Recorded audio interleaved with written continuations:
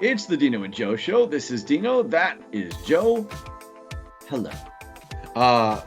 May I wish you a late May the 4th be with you. Also a Revenge of the 5th as well.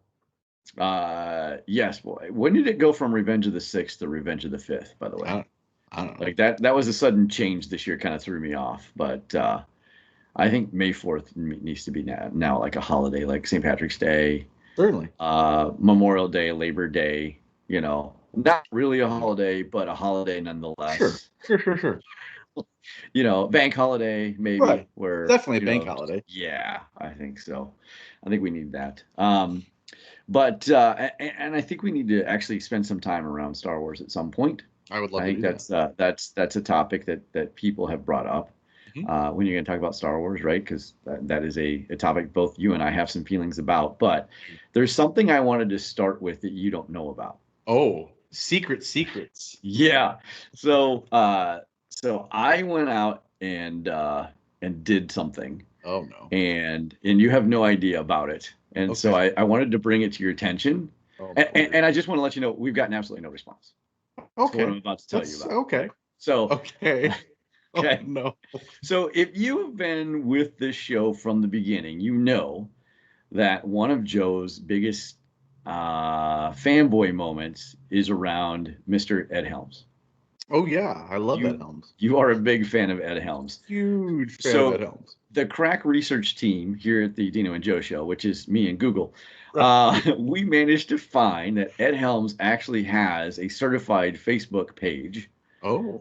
And he actually apparently is on it, might read it, or at least has somebody that reads it. That was my thought process, right? There's somebody that might communicate to him. And I thought it'd be really fun is if we ever got a guest to come on the show, that he would be somebody you would want as a guest. Oh, 100%. I would love to talk to Ed Helms. Now, I might not have sold the show well enough when I reached out to Mr. Ed Helms on Facebook Messenger, but I'm going to read you what I wrote, and then I have an update. And again, we've gotten absolutely no response. That's fine. Okay. This is exciting. I love this. This is my first attempt to try and get him to maybe pop in on the show. Sure. Hello, Mr. Helms. My name is Dean Russell, and I am one half of a very small podcast YouTube show called A Fresh Breath of Nothing, the Dino and Joe Show. I am reaching out to see if it would be possible to get a small amount of your time to be a guest on our show. Both Joe and I are fans. However, Joe is a major fan of both your music as well as your acting career. Now, Joe has no idea I've reached out, and it would be fantastic if you could consider being our first ever guest on the show. Granted, we are not a big show, and our show would have virtually no impact on your career, and we have no money to offer unless you would like the 30 cents that we've already made on Anchor so far. Here's our links to verify I'm not making this up. I send them our links to, TikTok page, our YouTube page, our podcast on Spotify. Sure. And again, we got absolutely no response. So we have been doing some buku business on Anchor. Yeah. And I thought maybe if I just raise the bar a little bit, I might be able to entice. So I followed that up with good news, Mr. Helms. We have now made $2.15, and we're willing to offer that to you if you would consider my previous request. Pretty much our entire life savings at this point from this show. That's right, and absolutely no response. That's okay. Here's the thing. He's a busy guy. He's promoting Rutherford Falls, his new thing on Peacock. I get it. Yeah. He's a busy man. I don't think he's going to. You think that's what's keeping him from us? He's not going to respond right away. He wants to play the long game, and I respect that. That's a classic Ed Helms move. It is, and I can't blame him. He's playing the long game. Hey, these guys are really good. I really want to go on the show, but let's just make them wait. Let's make them wait a little bit. We'll really pop in. I feel like a June or July response will really get them excited. They'll keep talking about it. That's fantastic, though. Well, thank you. That's a very kind thing. Yeah. I don't know what I would do if he were to show up. And there is no surprise. Like, he's not coming on as if like it's been set up. Like, I understand, but he legitimately has probably not even read it. I now have to mentally prepare myself in case one day he shows up. That's the hope. Yeah, well, that is the hope. But what am I going to say? I don't know. I love your album from the Lonesome Trio. Your harmonies. eventually, we're hoping his career goes so far south that he goes, you know what? I'm going to take those guys up on that offer Yeah. for their 31 Yes. subscribers. Yeah. Hey, You know? it's nothing to snoot at. We're proud of it. Yeah, exactly. But that's funny. Well, So that's I did exciting. that, and But no response. I think we have a new segment now. Yes. Weekly update of Ed Helms. And eventually, I feel like this is another tactic that a lot of shows use, annoyance. They get annoyed into doing something. Right, So if we right. reach out to them weekly and say, Mr. Helms, hey, we're now up to this amount, this amount, this amount. Eventually, we're going to get to an amount of money he might be interested in I mean, and everybody's say got a yes. price. Everybody's got a price.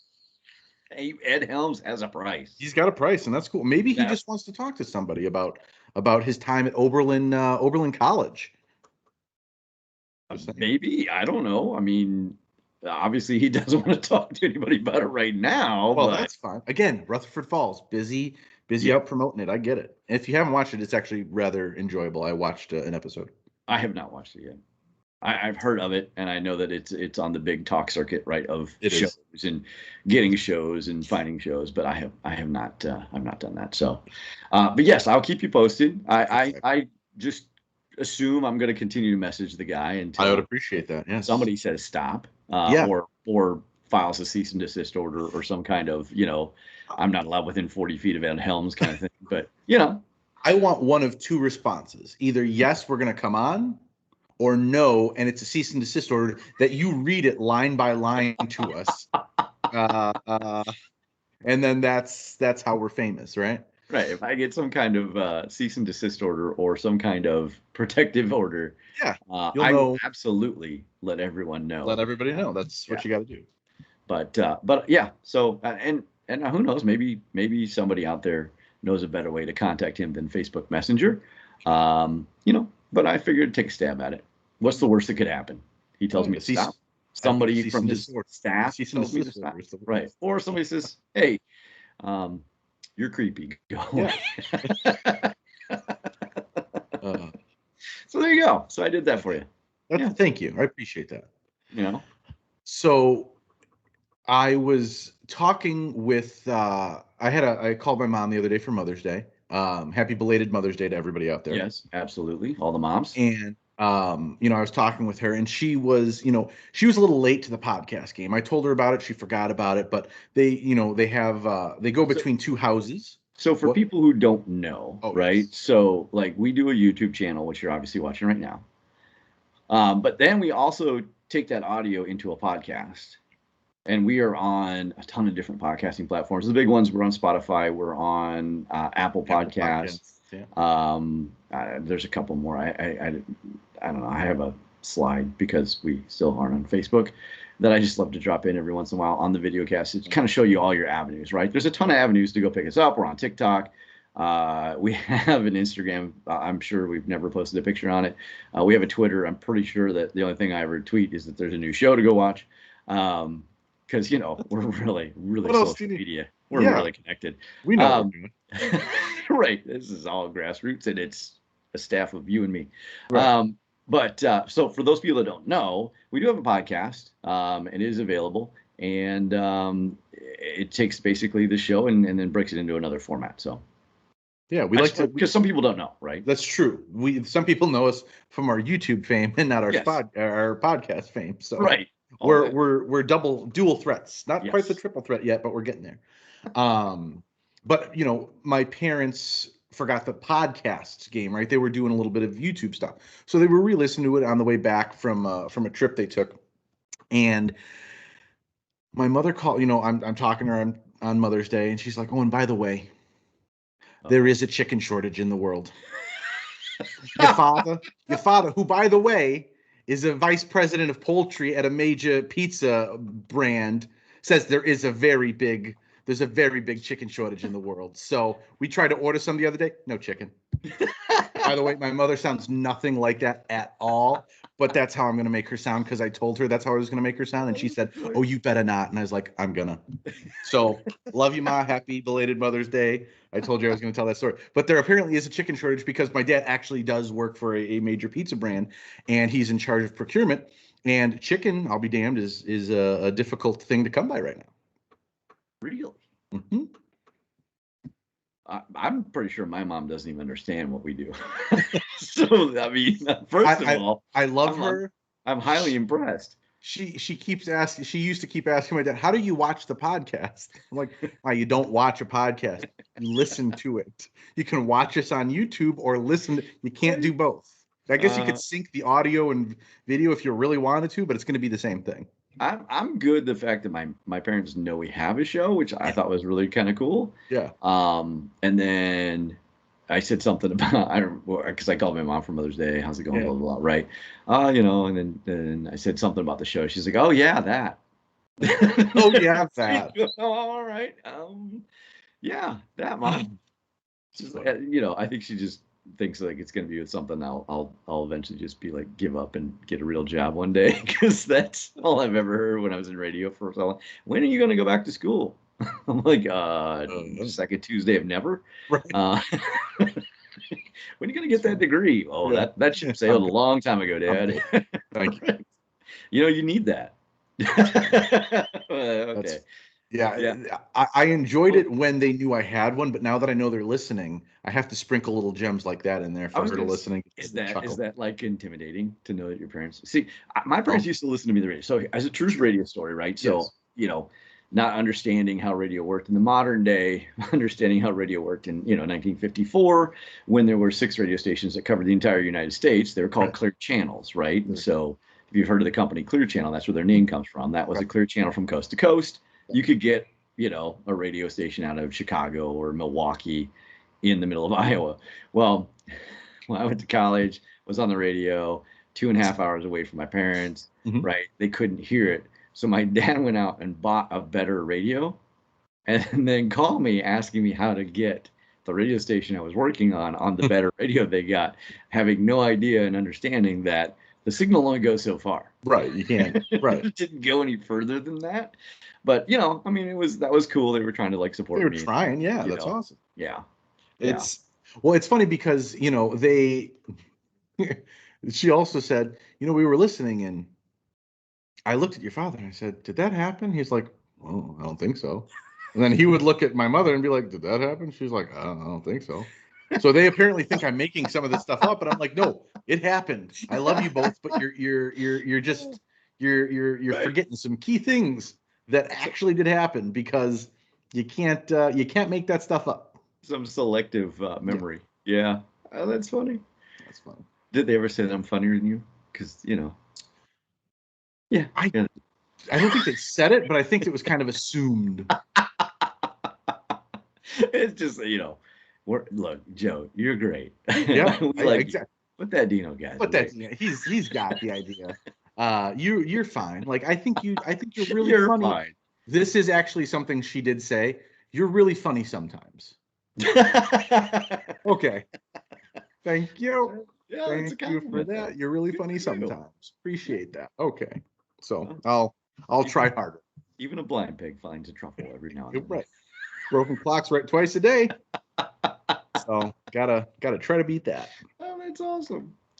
Well, that's good. I mean, hey, you know what? I'm glad that they're listening, and I'm glad Yeah. they're engaged, right? Because it's Yes. awesome to I have your parents appreciate engaged in what you're doing, 100%.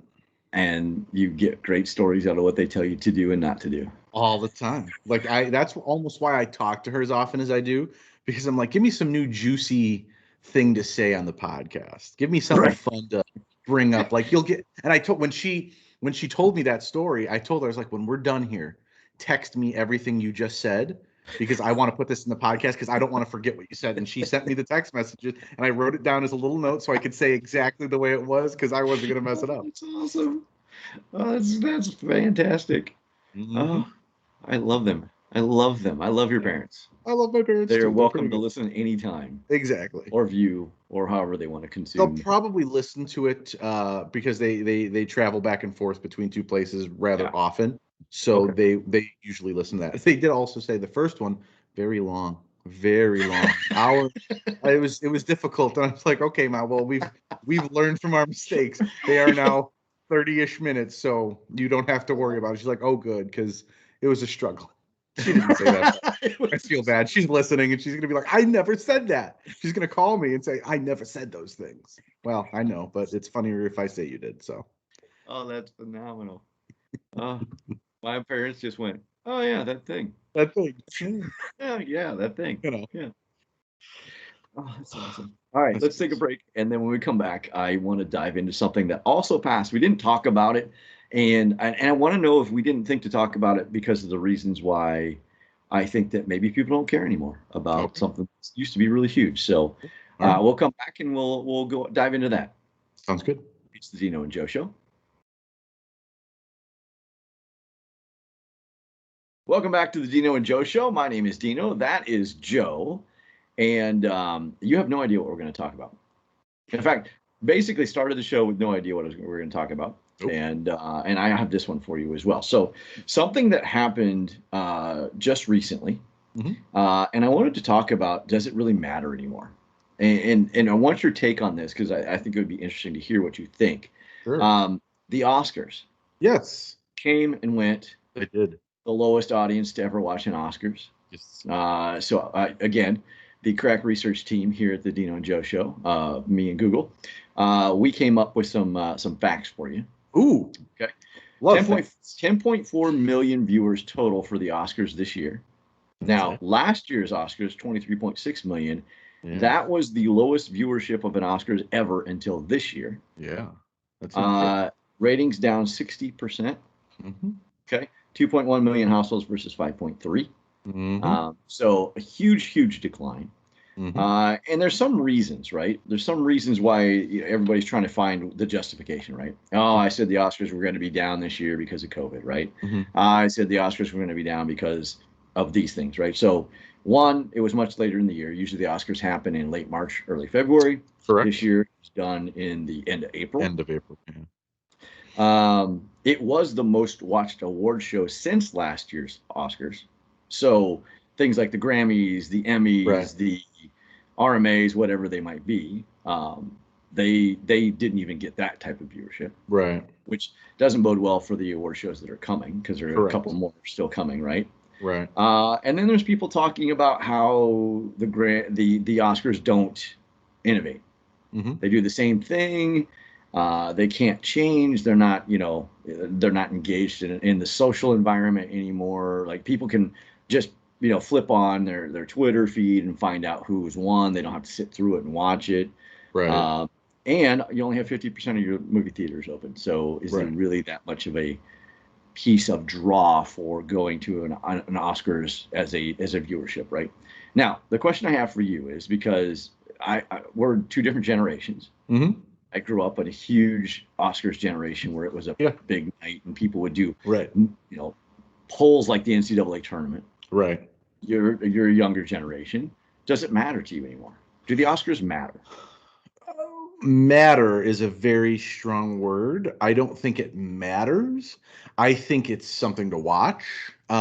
Because when I was younger, we always watched them. Yeah. My parents, were born in 50s and 60s. Like I think it was very similar to what you had. Like it was a big deal. Like people, my grandparents, I remember watching it with them. They were pretty into it. And I think, Tiff is definitely into it. Like she enjoys it. I enjoy it, but like this year, I honestly forgot it was going on. Right. And I flipped it on, and it was kind of entertaining, but it was sort of just background noise. Sure. We were looking, and we're like, oh, okay. Like they changed the order. It was in a different setting. Ever since they sort of lost a single host and are using like 19 different people. To your point, I think watching it for 2 or 3 hours, however long it is, versus looking on my phone to see, oh, this person won Best Director, this person won Best Picture, this, Right. it's just a little bit easier, and I don't have to sit through all of the rigmarole, as it were.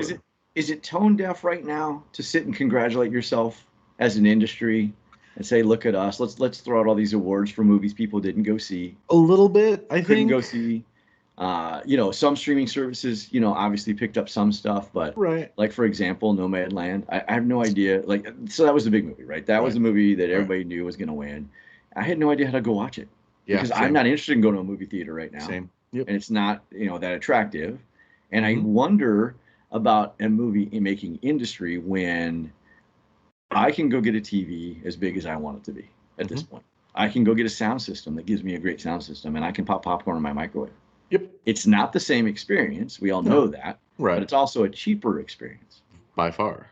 Right? Especially when you talk about families going to the movies. Movies become very expensive. Mhm. And I just don't know if it makes sense to sit and say, look how great we are. Right. When the timing of it to me was a little tone deaf, because I agree. did you celebrate what is going on in the world versus, hey, let's celebrate our industry because we got to prop it up, because let's face it, right now is not a good time in the movie making industry. Right. But is that something that lasts, or is that something as we get back to quote unquote normal, which I keep hearing all the time? Right. Should we go back to theaters? Does it go back to that industry again, or does that industry change and they don't realize it yet? I think part of it also, to your point of normality, right? The Oscars I think they're doing it because it's normal.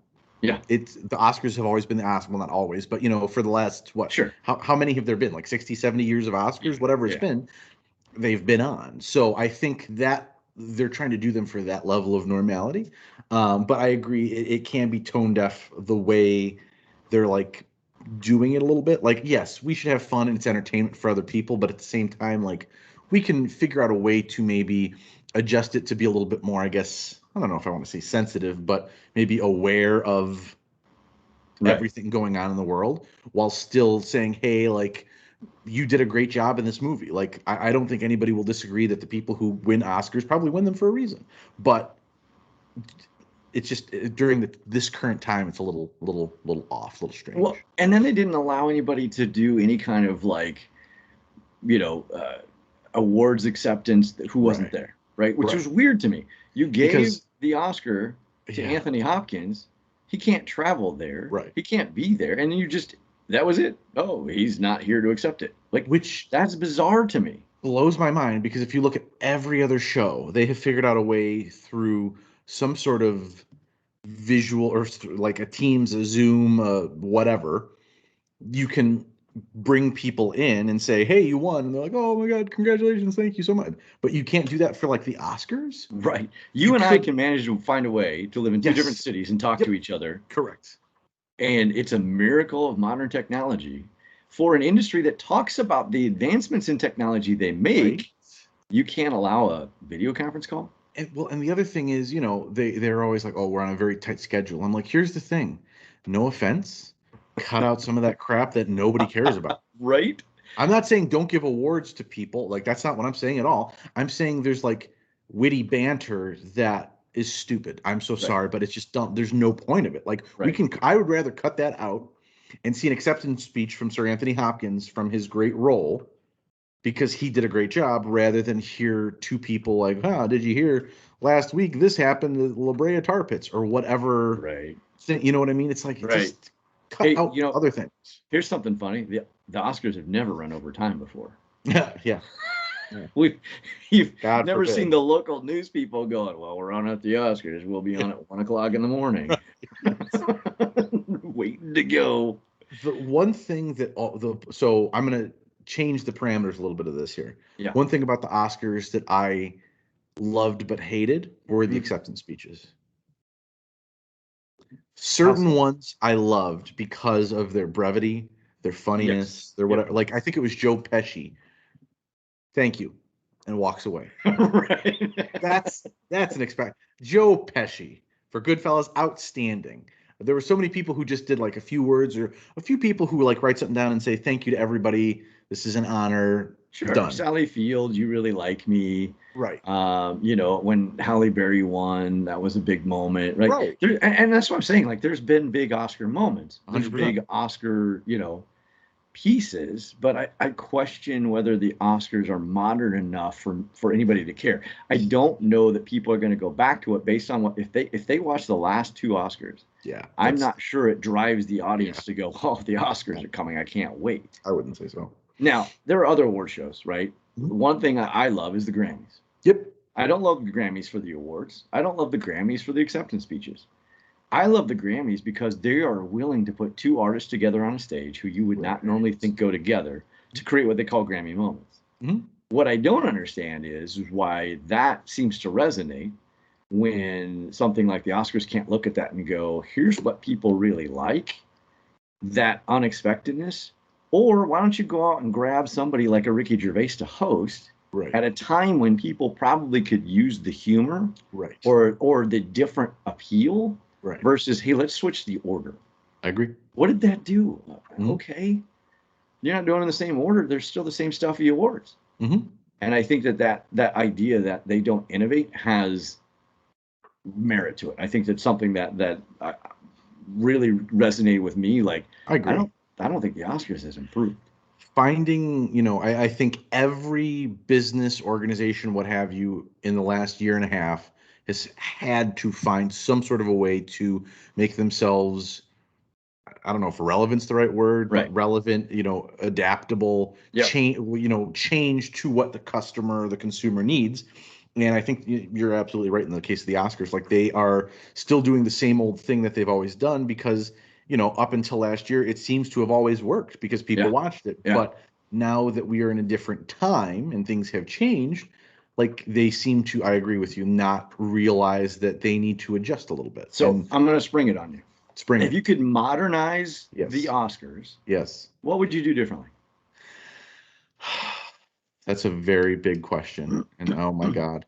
I mean, I think I would definitely employ a little bit more social media because that's what the kids Yeah. are doing nowadays, right? Yep. Like, now again, I have never looked at this, so maybe they do and I don't know.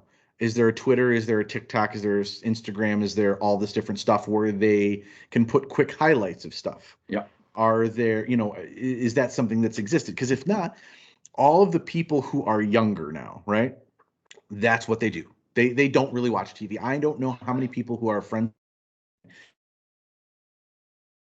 And we lost you.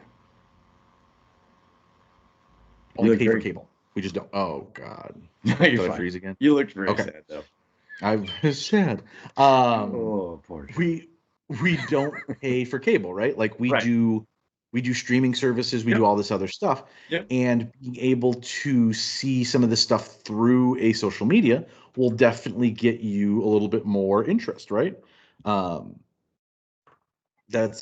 think that's a big piece that is kind of being missed or overlooked. I'm going to throw one out that I think is huge, that I think you could facilitate. I think you do categories for the fans vote. Oh, absolutely. I think you do categories where the fans vote, where people, it's a popularity contest, right? But you give your nominees, right, from whatever the crop of movies are. Let the fans have a voice. Sure. Make the Oscars more about the fans who paid them prices to go to the movies, or pay the streaming services to watch Raya for an extra $30, right? And give them a voice. And there's so many times in an Oscar situation where a movie wins and you're like, what is that movie? Yeah.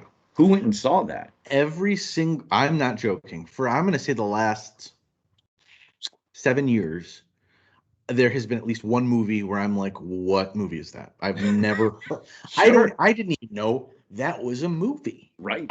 I'd never heard of it. I sometimes I didn't even know who the actors were. A big example of that was Parasite. I had never heard of that movie at all, and in any way, shape, or form.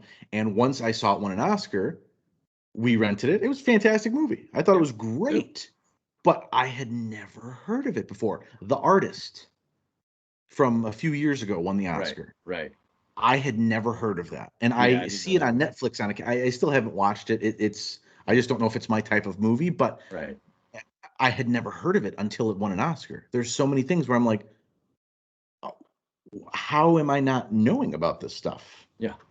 Yeah, and there's categories that, I mean, I always feel bad for documentary. I always feel bad for shorts. Those avenues aren't out there, right? You don't see those movies, again, because you don't want to take away the money-making aspect of giving away those things for free for people to watch, right? There's a paid reason why these things are out there, right? People are trying to make a buck. That's their livelihood. But at the same point, like, there's categories that you and I don't care about. It's true. And there's categories you and I don't understand or even like begin to comprehend, right? I always get sound editing when they show me the 55 clips in a row of, like, video editing, whatever that category is, right? Right. But I don't care.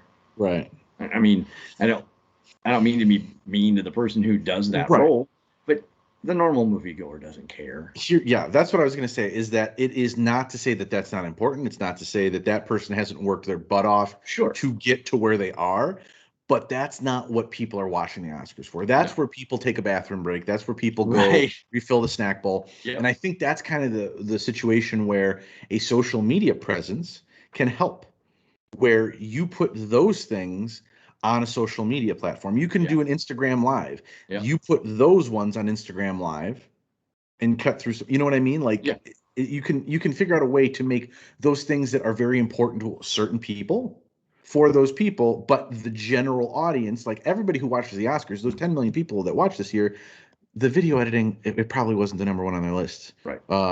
Costuming, makeup, it probably was not a huge thing for them unless it was a member of the family member of the person who's being nominated, or somebody who's trying to get into that field and like, oh, Sally Jansen, she did a great job. Like, it's just not, it's not those 10.2 million people or however many it was, probably 8% are like really into that particular category. So it's, again, not that they're not important. It's just the whole viewership as a whole is probably not into that. Bring me back categories I care about, right? Steal some from MTV, give me best kiss, give me best action scene, let me vote on it. Yeah. And then we fixed the Oscars. Yeah. Look at how popular a show like Dancing with the Stars or American Idol. Yeah. People get to vote.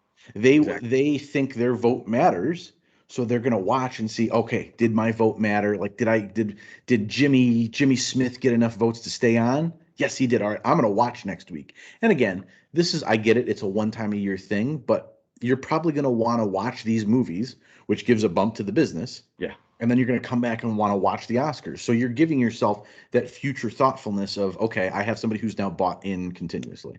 So I got one last question for you. Okay, what is it? 50% of the movie theater is open. Mm-hmm. Now let's say another 50% open. Yes. You going back to the movie theater? Not until next year, probably. Yeah. Yeah.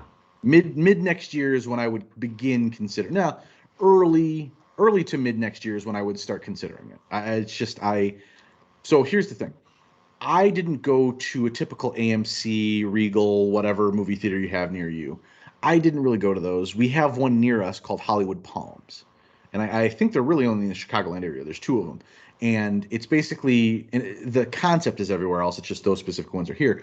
It's basically dinner and a movie. You can order a whole dinner, eat it all there, and watch the movie, right? We enjoy that because we don't have to go to two different places and like plan everything out around the movie time. We just do it all at once. And a place like that, like, honestly, we talked about it, it's like probably not till next year at the earliest is when we would consider doing that, just because I don't know, it's just not, we can watch most things at home, or I'm patient enough to wait for it to come to an HBO or a Showtime or a Netflix, Hulu, whatever. Yeah, I agree. So mark it down your calendars, and then a year from now we'll be having the same conversation. Right. Exactly. It's the Dino and Joe Show.